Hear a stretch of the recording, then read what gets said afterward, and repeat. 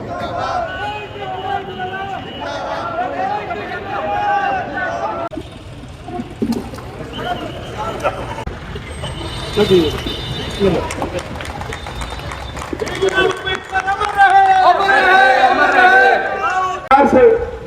बागड़ी गाजड़ी के समान होता है।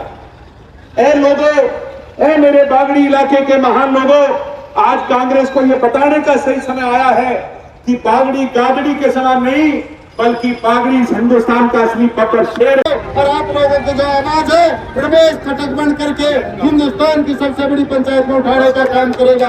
इन शब्दों के साथ आप लोगों ने मुझे अपना प्यार दिया, इसके लिए मैं आप लोगों का जितना भी दिल से धन्यवाद करूं उतना ही कम है। अब मैं अपने नेता दिग्विजय चौटाला जी से प्रार्थना करूंगा कि वो आए और लोगों को संबोधित करें। दिग्विजय चौटाला जी।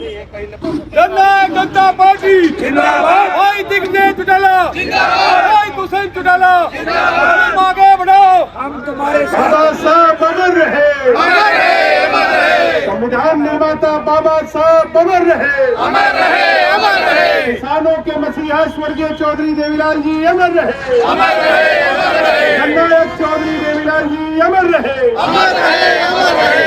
मेरे परम सम्मानित आदरणीय बड़े बुजुर्गों, नौजवान युवा साथियों, दूर घरों में सुन रही मेरी माताएं बहनें, आज जब हम रमेश खटक जी के समर्थन में इस रोड शो को लेकर के इस तपती हुई गर्मी में आपके बीच में आए हैं, जिस जोश और जिस हौसले से आपने हम सब कार्यकर्ताओं का स्वागत किया, जहां बाबा साहब को पुष्प अर्पित करने का अवसर दिया, वहीं मुझ जैसे छोटे से कार्यकर्ता को और पार्टी के कैंडिडेट का आपने हौसला अफजाई करने का काम किया। मैं आप सबका बहुत बहुत धन्यवाद करता हूं। साथियों, ये लड़ाई अपने और पराई की लड़ाई है। 25 तारीख को केवल एक एमपी नहीं चुनना, बल्कि हमने अपने भविष्य की तकदीर और तस्वीर का फैसला करना है। कांग्रेस के लोग कुमारी शैलजा जी के नाम से आज यहां पर जो चुनाव लड़ रही हैं, 91 में और 96 में आपके बीच में सांसद रही थी।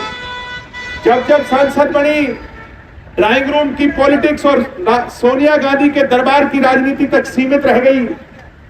लोगों के सुख दुख में कभी शरीक नहीं हुई, लोगों की कभी हमदर्द नहीं बनी।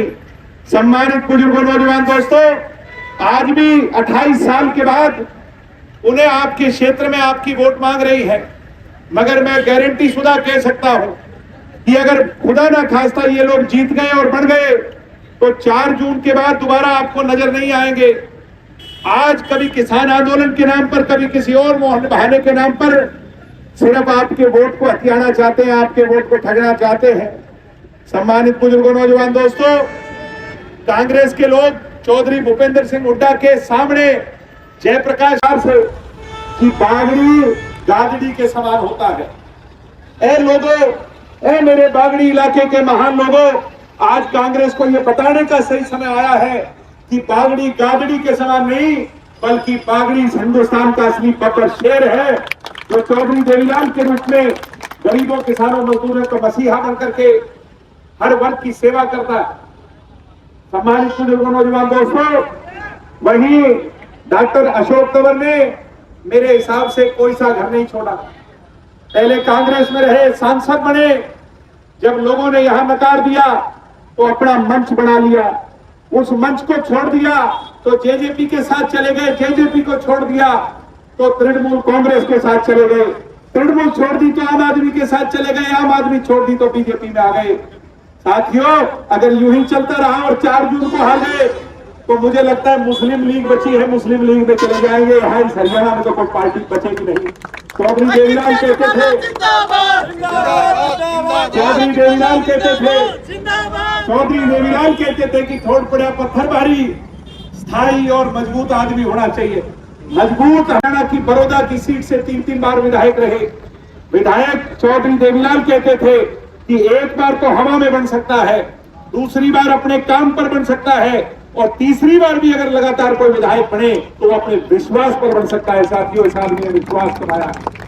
और आज धानक समाज को जब बीजेपी ने नकारने का काम किया, दुष्यंत चौटाला ने अकेली धानक समाज को 1 टिकट अगर दी है तो ये हरियाणा के अंदर सिरसा में देने का काम किया है। इसी समय पर भवानी खेड़ा की सीट से धड़क समाज के जीत करके गए, वो चौधरी देवीलाल जी ने अपनी सरकार के अंदर मंत्री बनाया था। अनूप धड़क जी को अगर मंत्री बनाया तो आपकी पार्टी ने बनाया, सुशील इंदौरा जी को एमपी बनाया तो आपकी पार्टी ने बनाया। साथियों, अगर दलित समाज की सही मायने में हितैषी कोई है तो वो जेजेपी पार्टी है।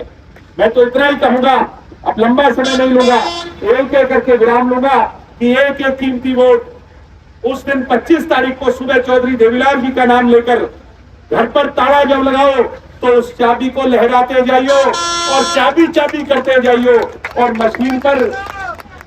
मशीन पर जब चाबी बटन लगा करके अपने इस भविष्य का फैसला करो तो मजबूती से दूसरे लोगों से भी करवाने का काम करना, और रमेश खटक जी को उस चाबी से दिल्ली की पार्लियामेंट का ताला खोलकर वहां बिठाने का काम करना।